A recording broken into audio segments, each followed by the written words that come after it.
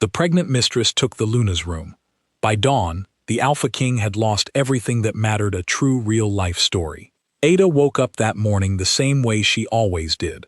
Before the alarm, before the light, before Rotimi's side of the bed even had a chance to go cold. She lay there for a moment with her eyes open, staring at the ceiling fan that she had picked out herself from a shop in Lagos 3 years ago.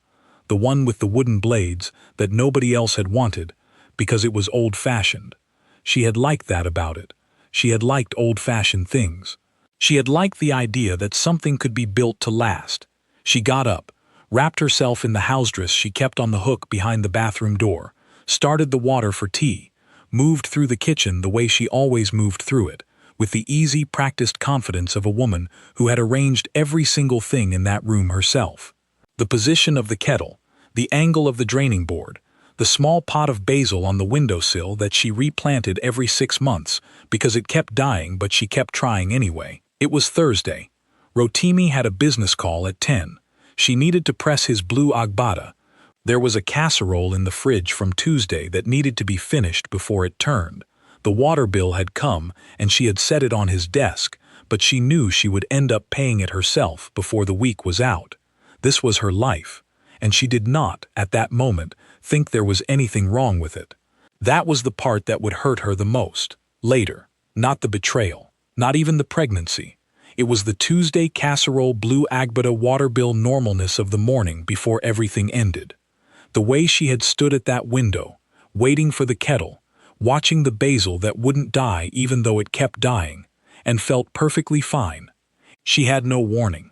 That is what nobody tells you about the worst moments of your life. They do not arrive with sound. They do not let you brace. They arrive like Thursday.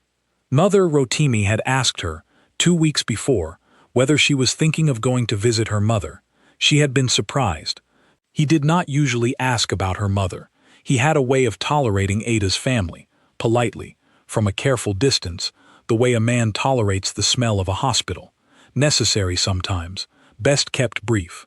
"Your mother has been unwell," he had said. "You should go, stay a few days, relax." She had looked at him over her plate.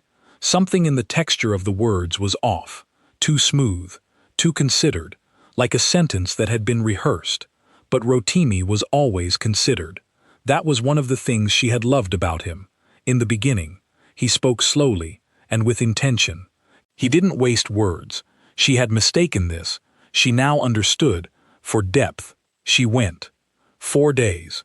She sat with her mother in the front room and watched afternoon television and ate her mother's groundnut soup and slept in the small bedroom that still had her old secondary school certificates on the wall. She did not think much about Rotimi. She thought, a little guiltily, about how rested she felt without him. She came back on a Thursday morning. The house key turned in the lock the way it always did. She pushed the door open, set her bag down in the corridor. Noticed, vaguely, a smell she didn't recognize, something sweet and unfamiliar, some lotion or perfume that wasn't hers, and moved toward the stairs without attaching any alarm to it. She had been in that corridor 10,000 times. Her feet knew the stairs, her hand knew the rail. She pushed open the bedroom door. The woman in the bed opened her eyes. Ada stood in the doorway. The woman in the bed sat up. She was young, not shockingly young, but young enough that Ada registered it. The uncreased forehead, the easy posture of a body that hadn't yet learned to brace itself against anything. She was wearing a sleep bonnet. Ada's side of the dresser had things on it, bottles, a small wooden comb, things that were not Ada's things. The woman's stomach was enormous. Ada looked at the stomach. The stomach did not go away. She looked at the pillow, her pillow, the one she had bought from that shop in Ikeja because it had exactly the right firmness, and saw the impression of a head that had been sleeping on it, long enough and regularly enough to have shaped itself there. She thought, kettle. She went back downstairs. This is what shock looks like from the inside. It is not dramatic. It does not feel like falling. It feels like a very minor technical malfunction, a small short circuit in the part of the brain that decides what things mean. The eyes keep reporting. The legs keep moving. The hand fills the kettle and puts it on the stove. The whole body continues to operate, waiting for the part of the mind that processes meaning to come back online. It took 4 minutes. The kettle boiled. And then Ada sat down at the kitchen table.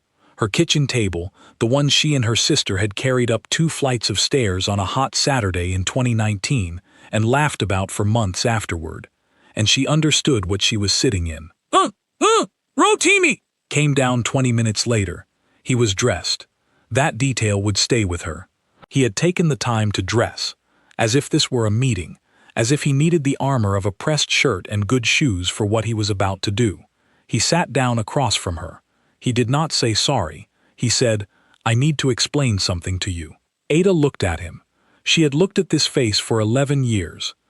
She knew every version of it. The face he made when a deal fell through. The face he made when he was tired but didn't want to admit it. The face he made when he had already decided something and was waiting for you to stop talking so he could continue with the decision he had already made. He was wearing that last face. "Her name is Chisum," he said. "She is expecting my child. I have a responsibility to that child. You know how I feel about responsibility." She did know. He had used that word, responsibility, as a kind of currency their entire relationship. It bought him the right to be absent, the right to make unilateral decisions, the right, it now turned out, to install a pregnant woman in the marital bedroom without consultation, because the word responsibility was large enough, in his hands, to cover anything. "I need her here," he said. "Close. For the pregnancy.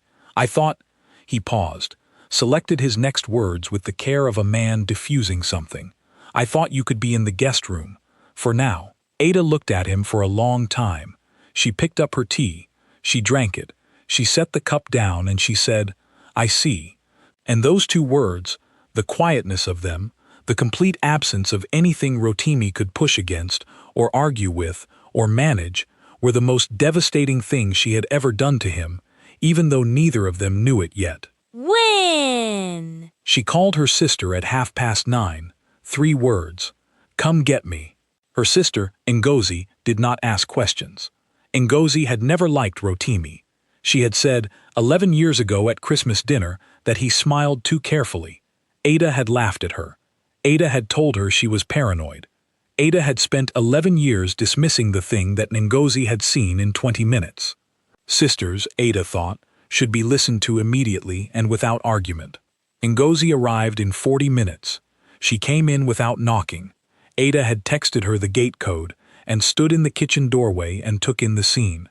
Ada at the table, the half-empty cup, the packed bag by the door.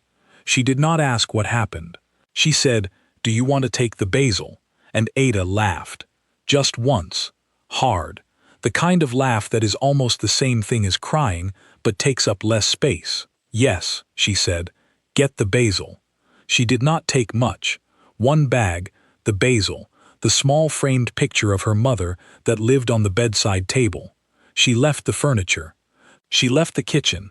She left the kettle and the draining board, and the precise, careful arrangement of 11 years. She did not look at Rotimi when she left. She looked at the house. She looked at it the way you look at something you are deciding to remember, pressed it into herself like a photograph. The front door, the light on the veranda, the garden she had planted in sections, 1 corner at a time, over 3 years, until it looked like something you would want to come home to. She had planted a garden in someone else's yard. She had pressed a house key into a door that had never belonged to her. She walked to Ngozi's car. She did not look back. Here is what Rotimi did not understand about what had just happened. He thought he had managed it. He thought the smooth shirt and the calm voice and the careful use of the word responsibility had handled a difficult situation with minimal damage. He thought Ada's quietness was the quietness of a woman who understood. He had spent 11 years confusing Ada's composure with agreement. The composure was not agreement. The composure was something far more dangerous. It was a woman who had learned, a long time ago, to carry her own weight so completely that when she put it down, nobody noticed for a while. Not until the floors started to creak without her holding them up. The floors started creaking that same week. Not dramatically, not all at once, just small things. The way small things always go first. The dry cleaner called on Saturday. Ada had always handled the dry cleaning. Rotimi did not know which shop it was. He tried two, found neither had his suit. Eventually discovered there was a third shop in a building he had never noticed, run by a man who knew Ada by name and greeted Rotimi with the polite, slightly cold expression of a person who has been told things by someone they are loyal to. The man handed over the suit. He did not smile. On Monday, the accountant who had been managing the property records for Rotimi's two commercial buildings, a man named Emeka, who had been brought in by Ada's cousin 4 years ago, called to say he was reassessing his client load and would be concluding their professional relationship at the end of the month. Rotimi called Ada's cousin to ask what this meant. Ada's cousin did not answer. Her cousin had never liked Rotimi either, as it turned out. A pattern was emerging. On Wednesday, there was a dinner, a business dinner, the kind that Rotimi had been building his reputation on for the last decade. Important men, their important wives, the careful ritual of a table that had been arranged to do the work of persuasion, without anyone having to say anything directly. Ada had always organized these dinners. She had known whose wife liked to sit by the window. She had known which businessman was quietly avoiding alcohol and needed his wine glass filled with sparkling water without being asked. She had known the temperature of every room before anyone walked into it. Rotimi organized it himself. He got the seating wrong. He ordered a wine that one of the key guests had publicly stopped drinking 3 years ago, after a health scare. He did not know about the health scare. Ada would have known. The guest noticed and said nothing, but his expression shifted slightly, by a degree that only Ada would have caught. And now Ada wasn't there to catch it. The deal did not come through. It didn't collapse spectacularly. Deals rarely do. It simply cooled, went quiet, stopped being returned. Rotimi sat in his office and added up small things that should not have added up to much, and found, to his growing unease, that they added up to quite a lot. This is important to say carefully, and to say fairly. She had not arrived as a destroyer. She had arrived as a woman who had been promised something and was collecting on the promise. The distinction matters, even if the damage was the same. Rotimi had told her, 6 months before, that his home situation was complicated, that he was with someone who was more like a family arrangement than a real partnership, that he had been planning to end it, that the pregnancy, their pregnancy, had made him certain of what he needed to do. He had said these things in the careful, slow, deliberate voice that Ada had once mistaken for depth. Chisum had heard them and believed them because she needed to believe them, because the baby was coming, regardless of what she believed, and the alternative, that this man was lying, that the woman in his house was not a family arrangement, that she had walked into something she could not undo, was a thing she could not afford to carry at 7 months pregnant. So she believed him. She moved into the room. She put her things on the dresser. She arranged her bottles in the order she always arranged them. And then she met the house. Not Rotimi's house. Ada's house. She understood this within 48 hours. The positioning of things. The small habits baked into every surface. The housekeeper who came on Tuesdays and spoke to Chisum with a politeness so precisely calibrated it contained no warmth at all. The neighbors who asked, in the easy sideways way of people who know already, and the previous madam, is she well? Chisum was not a stupid woman. She was a woman who had made one large mistake by trusting someone who had made the mistake easier to make. The evidence of what she had walked into accumulated around her like water. She was standing in a house that had been built by someone else's hands for someone else's life, and every room knew it. She did not leave. She had nowhere clear to go, and a baby arriving in 2 months, and a man who was present enough to be responsible, and absent enough to be useless. She stayed, but she had come for a life, and she found a vacancy. There is a difference, and she felt it every morning, the way you feel a missing tooth with your tongue, the space where something should have been. The baby came on a Tuesday, a boy, healthy, good lungs. The nurses said so. Rotimi was there. He held the child the way men hold their first children, with the stiff, terrified tenderness of someone who has been handed something they understand is important, but have not yet learned to carry. He looked at the boy's face. The boy's face looked like his own face. He felt the particular weight of that. the particular silence. He thought about calling Ada. He thought about it for a long time. He did not call Ada. He went home that night. The home Ada had arranged. The home Ada had planted a garden in. The home Ada had left on a Thursday without looking back. And he sat in the kitchen, and he looked at the window, and the space on the windowsill where a pot of basil had once been, and for the first time in a long time, he felt something that was not self-justification. He felt the shape of what he had had. It is a particular cruelty, that the shape of things only becomes clear once they are gone. While Ada had been there, she had been so entirely there, so consistent, so quietly present, so woven into the fabric of every ordinary day, that she had become invisible in the way that essential things become invisible. Oxygen is invisible. The load-bearing wall is invisible. The person who knows where everything is and how everything works and whose cousin manages your accounts and whose knowledge of which businessman avoids alcohol kept a business dinner from going quietly wrong. That person is invisible right up until the moment they are gone. And then everything shows. No. Ada's apartment was small. She had been clear about that with herself. From the first viewing, small was what she could afford on her own, and she had decided, standing in that front room with the afternoon light coming through a window that was all hers, that small was enough. It was on the third floor of a building in a neighborhood she had lived in before Rotimi, before the big house and the garden and the dry cleaner who knew her by name, a place she had come from rather than been placed in. She put the basil on the kitchen windowsill.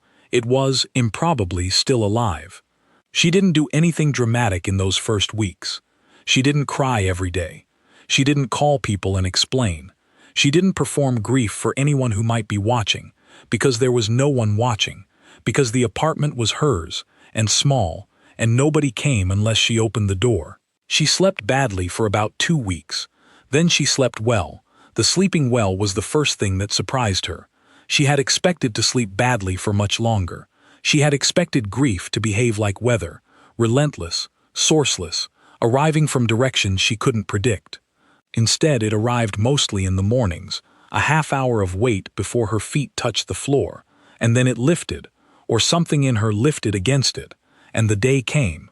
Ngozi came on Sundays with food. She never stayed too long. She had learned, over decades of being Ada's sister, that Ada processed things the way she processed most things, from the inside out, slowly, and not in front of an audience.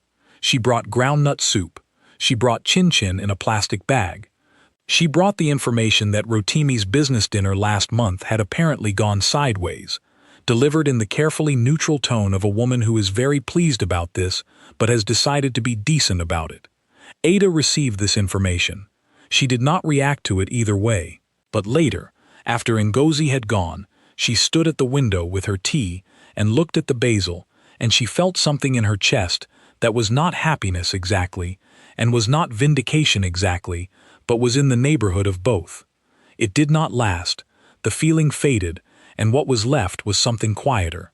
The understanding that his unraveling was not actually about her, that she could not build herself back up from his collapse, that her life, the real one she was trying to locate under the rubble of 11 years, could not be constructed out of his failure, only out of her own next decision. She had always known this. She had just needed a moment to feel the wrong thing first. She drank her tea. She went to bed. Known. 6 months after the Thursday when everything ended, Ada did 3 things. She signed a lease with her name on it. Not Rotimi's name. Not occupant. Not a situation where her presence in a place existed only through association with someone else. Her name, her signature, her apartment. The lease went into a green folder she bought specifically for documents that belonged to her. She registered for an online course she had thought about taking for years, project management and business development, 2 evenings a week. She had the discipline for it. She had always had the discipline. She had been applying it to someone else's life, and she replanted the basil. It had finally died, in the move. Too much disruption, too little water, the confusion of being uprooted. She had kept the pot and kept meaning to replace it, and kept not getting around to it, and now she stood in a garden shop on a Saturday morning and looked at a tray of small plants and picked the one that looked most determined to survive. She brought it home, put it on the windowsill, watered it, went to make tea. This is not a dramatic ending because real life does not do dramatic endings. Real life does small decisions made in garden shops. It does lease signatures and evening courses and a pot of basil on a windowsill that may or may not survive. Real life does the next morning, and the morning after that, and the one after that one, with the kettle and the light coming through the window and the slowly growing plant and the name on the lease that is, finally, just hers. As for Rotimi, he is fine. He will continue to be fine in the way that men like him are almost always fine, the surface mostly intact, the professional standing recoverable, the particular kind of loss he has suffered unnameable, even to himself. He does not have language for what Ada was to him, because he never thought he needed the language while she was there. He has the boy. The boy is healthy. He is trying, with Chisum, to build something functional out of something that started on a lie. And this is difficult, and some days it is almost manageable. He does not call Ada. He thinks about calling her sometimes. At night, mainly. In the kitchen, when he cannot find something. When the business dinner list needs to be made and he realizes he cannot remember what he used to know about the men he is trying to impress. He thinks about the basil. He does not call. There is, in this, a specific kind of dignity that belongs to Ada. Not the dignity of winning. There was nothing to win, not the dignity of being vindicated. Vindication is only satisfying if you were waiting for it, and Ada had decided, somewhere in those first 2 weeks, to stop waiting. The dignity of having left one bag, of having looked at the house and not looked back, of having known, even in the kitchen, even while the kettle boiled, even in the strange still eye of the worst moment, exactly what she was made of. She had always known. He had always taken it for granted. And that is the whole of it, really, the thing at the center of this story. Not betrayal. Betrayal is ordinary. It happens everywhere. It is not the point. The point is the 11 years of a woman building something real inside a space that was never secured to her. The point is the quiet efficiency of her grief and her exit. The point is the basil she asked Ngozi to bring. Some people, when they leave, take everything. Ada took the one thing she had planted that kept trying to live. That is the whole story. That is all you need to know. End.